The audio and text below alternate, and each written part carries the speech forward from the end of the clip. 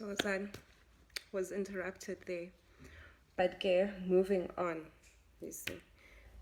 Let's okay, Jesus even says that the commandments that were written, all right, are the way of life in which we're supposed to follow. He said he didn't come to stop it. You understand? And anyone who teaches to stop will be called the least in the kingdom.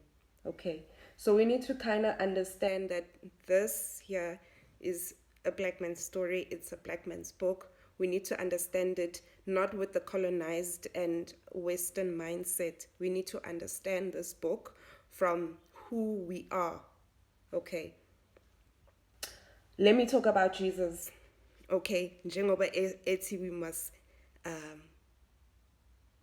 continue. Jesus didn't learn the law. He was not taught. He didn't grow up in Israel. He didn't grow up that side. He grew up in Egypt. Okay. So he learned everything, all right, about who he was, everything about his people, everything about God. He learned it in Africa. He learned it in Egypt. Okay. So that when he started his ministry, that's when he came back, you know. And we read when he was 12 years, already he had such knowledge and wisdom that even confounded the teachers that side. Okay. So now, okay, I understand, Uti. We must understand that the Ten Commandments didn't start with Moses. Okay, it was something vele that was before, because even if you look and you study carefully about Shem is actually Melchizedek. But Shem, Abraham, if you study properly, you will read that Abraham, even Isaac, even Jacob spent time learning the ways of God at the house of Shem and Eber. Okay. Now, even Abraham was journeying and sojourning in Africa, and I study and I read, even in the Bible, he says that he would teach the ways of the Lord. Even if you read Antiquities of the Jews, or you look at the book of Enoch, if you want to look at Shem, look at the book of Joshua. Okay, they explain the life of Abraham, you know. So they had to learn the ways of God were known, okay, wherever Abraham went, even in Egypt. And that's not the Egypt that we have today either, okay. So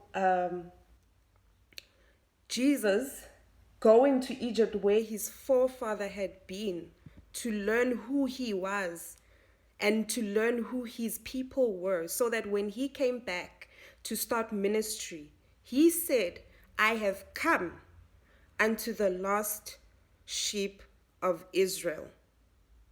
You understand? So he learned everything there, and he came back to remind people who they were. He was sent unto the lost sheep of Israel, because they were lost even at that time. Namanje, some of us were lost, but we are coming back, as the prophecy states.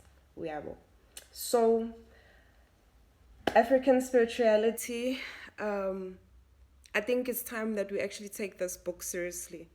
If you say, Wuti, even you're a Christian, it's time that you actually read and understand this book from an African perspective. When they say African spirituality, it's because ubuntu betu, you know, if you have a revelation of God and God makes himself known to you, definitely you will serve him under these principles. You will love him, you will respect nature and creation, you will honor your mother and your father, you will have and walk in the spirit of Ubuntu. African spirituality is these three.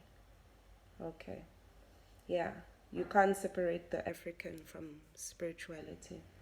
So I hope kind of put it into easier words. Kodwa ke, siyathokoza. Have a good day.